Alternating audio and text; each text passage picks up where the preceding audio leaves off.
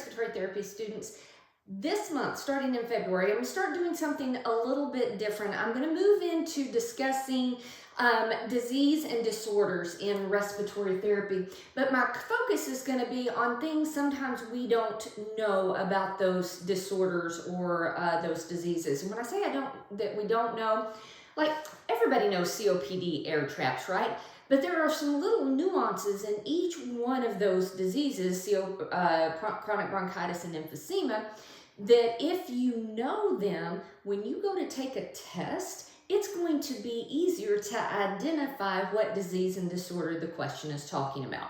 So what we're going to do is I'm always going to post the question, okay? So it'll be like a little puzzle. I'll give you key terms, and you're going to guess the disease it's associated with. So I'm going to teach this one out and post it on Instagram and Facebook, but in the future, I'm just going to put it out there with a link to my YouTube channel, and if you want to know more about it, just visit my YouTube channel and subscribe to it if you want to, okay?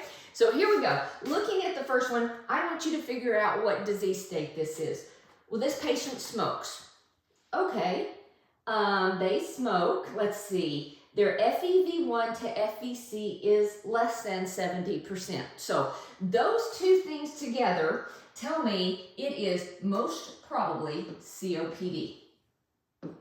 Okay, so once I have a history and symptomologies, when you do a forced vital capacity and get that FEV1 divided by FVC, this is diagnostic for COPD. If it is less than 70%, without a doubt, they have an obstructive disorder, and that history tells us it's probably COPD. All right, COPD can be chronic bronchitis or it can be emphysema. So I don't want just the answer COPD. I want to know which one. Is it chronic bronchitis or is it emphysema? Okay, so looking at here, we've taken care of smoking. We've taken care of that. Let's go wheezes and crackles. This is a big deal.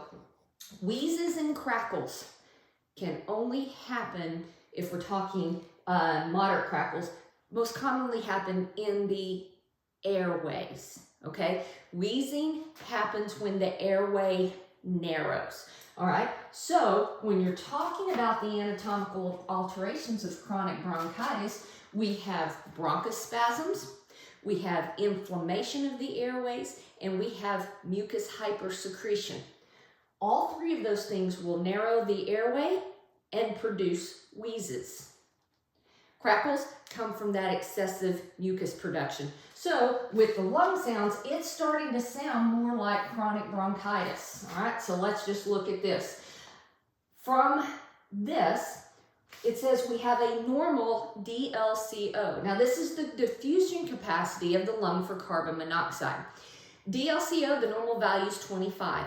That DLCO only decreases in alveolar disease processes, okay? And when we look at chronic bronchitis and emphysema, chronic bronchitis is not an alveolar disorder. Emphysema is. So chronic bronchitis will have a normal DLCO. So I'm getting pretty sure it's chronic bronchitis. A few other things. This patient oftentimes develops cor pulmonale, okay? Pulmonary hypertension.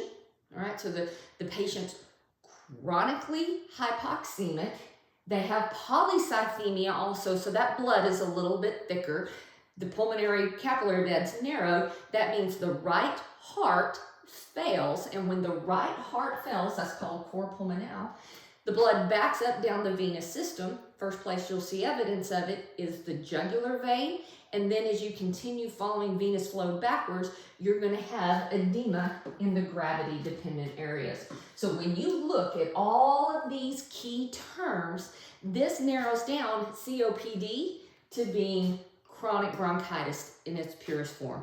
Okay, so stay tuned, subscribe to my YouTube channel, and all through the spring semester, we're going to talk about disease processes. Hope this has helped. See you soon.